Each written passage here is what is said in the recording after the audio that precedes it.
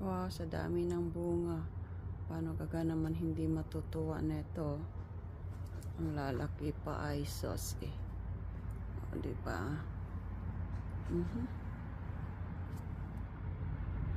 Yan, ang lalaki oh. Oh, this is my very big bitter melon. And I will remove this because it's already broke and then it's already ripe. So I need to take this off, okay? Very big eh. Look, nagkandalaglaga na oh. Kailangan ko nang kunin. Dami ko na namang mga seedlings. Yes.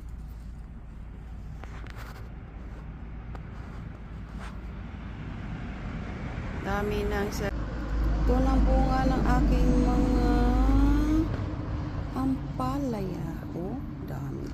Nice. Hindi ko mabilang sa dami. Pinagugupit ko pa yung mga dahon para lang maano